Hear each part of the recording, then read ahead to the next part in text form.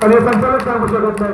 Kota system बंद होणार आहे आणि तुमच्या गावातला, या भोपे गावातला, या पांड्यातला, या सोनूरमधला, या खानापुरातला, या गावातला गरीबातला गरीब पोरगा जो एमपीसीची परीक्षा पास होतो आणि त्याच्यात नापास होतो, बघीची परिस्थिती तुम्ही त्याला नापास करता, हे चालणार नाही.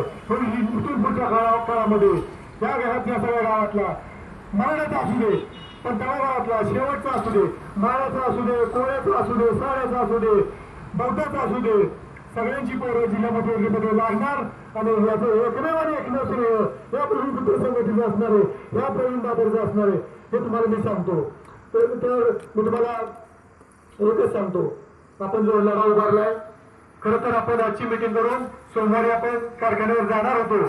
या येणार होत्या सोमवारी कारखान्यावर गेटवर जाऊन आपली भाजी भाकरी घेऊन आपण तिथे बसणार होतो. परंतु ह्या सगळ्या आमच्या मराठच्या मिटिंगचा सार झाला. साहेबांनी आम्हाला हात जोडून विनंती केली की प्रवीण बाबर, तुम्ही कृपया कारखान्यावर येऊ नका, आलात तर 10 तारखेनंतर आपले पैसे घ्यायसाठी या.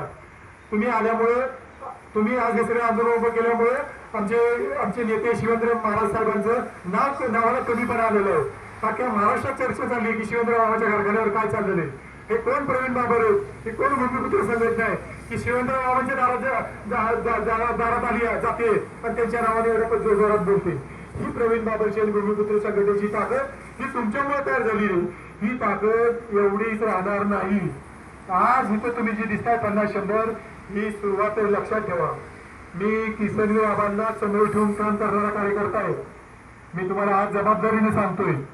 आज तारीख किती सांगा? 22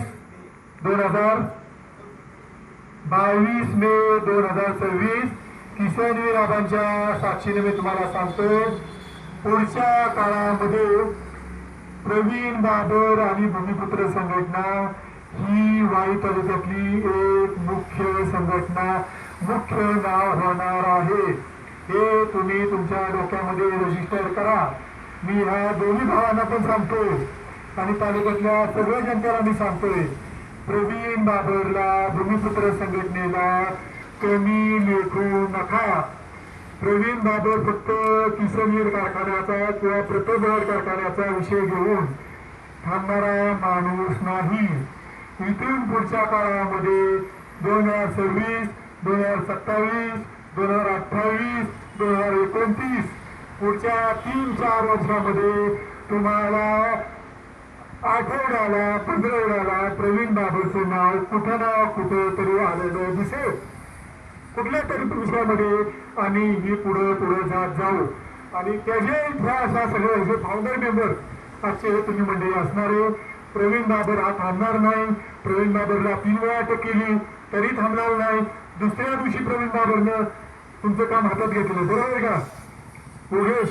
मला अटक झालं, दुसऱ्या दिवशी काम हातात घेतलेलं आहे. मी थांबणार नाही, माझी संघटना थांबणार नाही.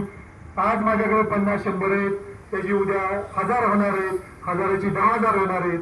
प्रवीण बाबर वाई तालुक्यामध्ये सर्वसामान्य लोकांचे प्रश्न घेऊन इथे आजही घेऊन चाललेला आहे, कालही घेऊन चालला होता आणि इथून पुढच्या काळात अधिक ताकदीने आपण सर्वांनी लढायचं. आपण आज माझ्या विनंतीला मान देऊन इतक्या मोठ्या संख्येने इथं आलात, माझ्यासाठी एवढा वेळ दिला. मी तुम्हाला खात्रीने सांगतो, 10 तारखेपर्यंत आपल्याला थांबायचं. 10 तारखेला पैसे आपले जमा होणारच आहेत प्रतापगडचे.